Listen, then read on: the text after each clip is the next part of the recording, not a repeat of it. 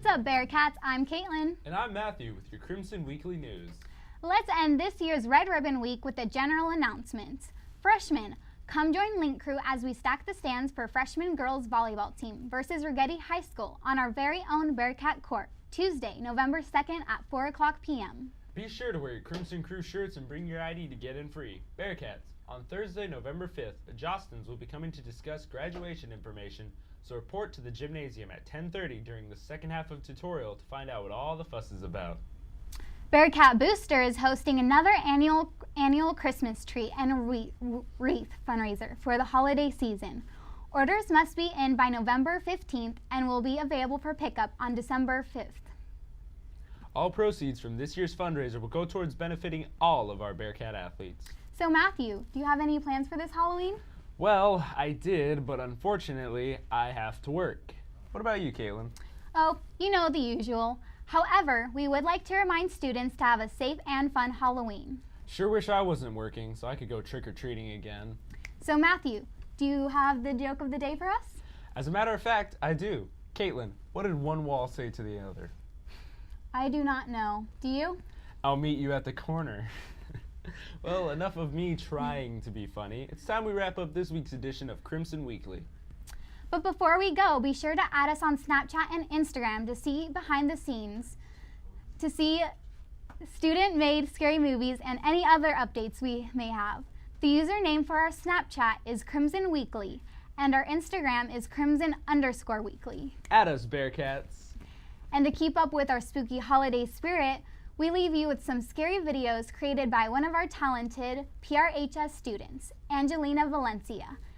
Again, I'm Caitlin. And I'm Matthew, and this concludes this week's edition of Crimson Weekly. Teenagers have a serious love for scary movies, but why? Is it a way to cope? Or maybe to explore a deeper meaning? Or perhaps just another entertaining thrill? Student filmmakers today aren't new to the horror genre. Teenage cinematographers can definitely provide a scare. But why are teens obsessed with the horror genre? Sophomore videomaker Luis Manzo created The Devil's Sin and plans to make more horror videos this upcoming year. Since I was a little kid, I've been wanting to make a lot of scary movies, and it's just interesting, and a lot of people really like seeing scary videos. Yenny Renteria, camera operator and actress for a newly released short film called Zip Me Up, also shared her passion for the genre. Movies because there's this thrill of watching scary movies that I feel like people tend to seek. It's kind of like skydiving, but you don't actually have to take the dive. People have a fascination with the unknown. Is it because we yearn for closure, or that we just plain love scary and dark things? For some people, it is a way to cope with aggression or urges to do illegal things. When watching a scary movie, we experience a phenomenon called stimulus generalization, which is when you invoke a reaction out of a thing that's already been conditioned. Ivan Pavlov investigated this effect with his famous canine bell saliva experiments. And master manipulators such as film studios have been using stimulus generalization strategies for the past 100 years to move their audiences. We don't generally realize the manipulation of movie companies. When watching a scary movie, if the filmmakers have done their job, you will react as if it's actually threatening to you. Filmmakers use some very common conventions to create those stimuli in moviegoers. With Beneath, I used the natural sounds of the tunnel, like the humming noise, which drowned out all this stuff.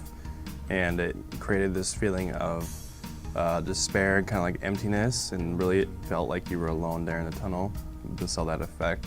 With Ickbar, it was this scratchy kind of noise soundtrack that we used to kind of portray that something weird's gonna happen, something bad's gonna happen to the character. Overall, horror movies are a way to stimulate the body into experiencing things that you don't regularly feel. Teens are looking for thrills, but are also developing overprotective habits learned from their overprotective parents. Watching a horror movie causes no physical threat, but only a minor mental threat, which is the possibility of having nightmares for a few days. This is why we like them. When we watch them, we feel excited, not truly in danger. Reporter Jesse Hicks of Penn State News refers to these effects by quoting Mary Beth Oliver. Oliver shared that if you look at the levels of sensation seeking across a lifespan, they're often higher during adolescence. Today, teens are growing up in an ever-increasingly sterile life. where they are told not to go trick-or-treating because of razors, poisoning candy, or even the threat of other people. Jeffrey Goldstein, professor of social and organizational psychology at the University of Utrecht, claimed you choose your entertainment because you want it to affect you. That's certainly true of people who want to go to entertainment products like horror films that have big effects. They want those effects. So teens will continue to enjoy the sinister but harmless psychological and physiological effects of the horror genre. Especially as life becomes more domestic, will young adults still feed off the tricks of the silver screen?